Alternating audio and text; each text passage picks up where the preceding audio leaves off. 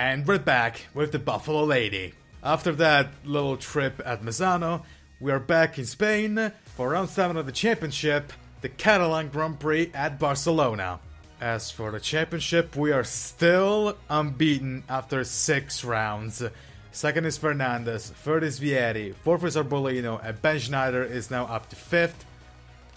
While in the teams, American Racing still leads, Ripple KTM Mayo is now 2nd, Mark VDS dropped down to 3rd, should I say. Mune VR46 is 4th, and Flexbox HP40 is 5th. Now, Barcelona has turned into one of my favorite circuits on the calendar, but I can only hope that it doesn't rain, and okay, it's gonna be a dry session. Alright. Well, same qualifying.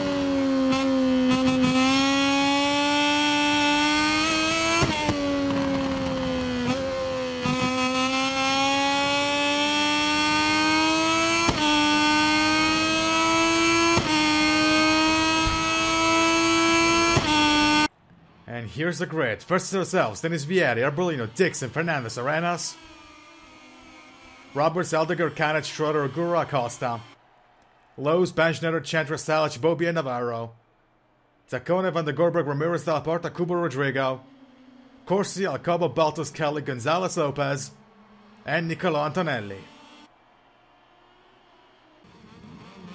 Alright, lights are on. And we're off in Catalunya.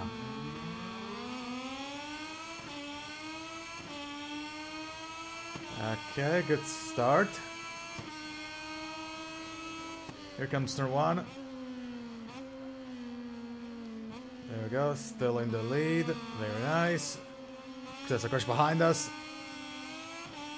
There have been a lot of crashes during free practice, by the way. Okay, Arenas crashed out.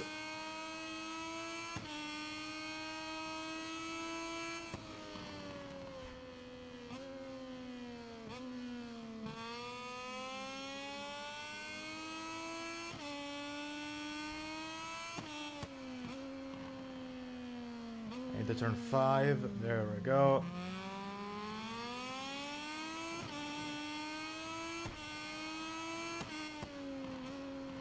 Into turn 7. Then uphill again for turn 8 and 9. There we go, a bit wide. Into the second DRS zone. Our breakthrough here. Oh boy, oh boy, oh boy.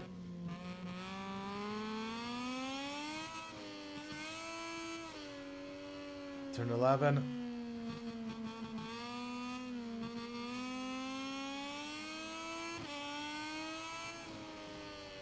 Turn 12.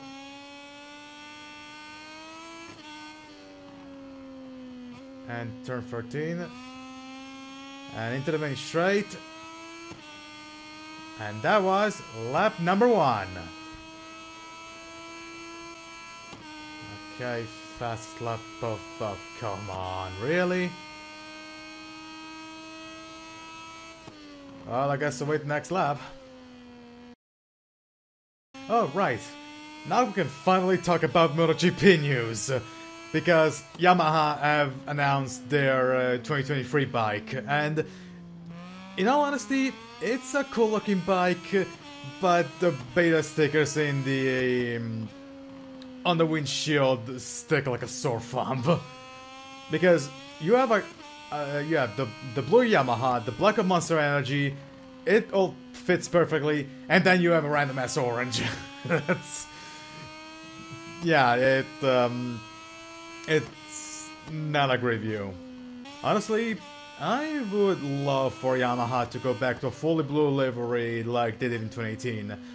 I know, Monster Energy, but still, I would like to see that. As for Quartararo Morbidelli, Quartararo has that little pesky thing of having choked the championship that was basically his, and wants vengeance. As for Morbidelli, I feel like this is the last year he has to prove everybody that he deserves to be MotoGP and that 2020 wasn't just a flash in the pan.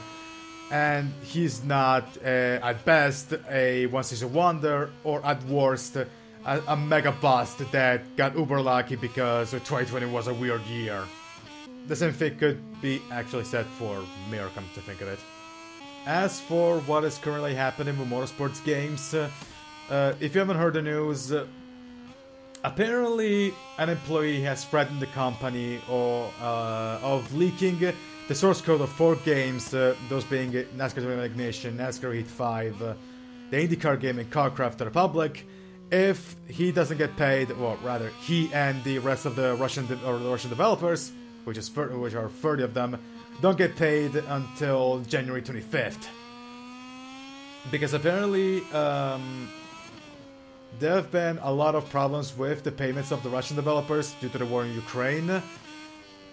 And if that happens, the Motorsports Games is officially dead. There's no way in hell they're going to survive that one. Final lap of the race in the meantime.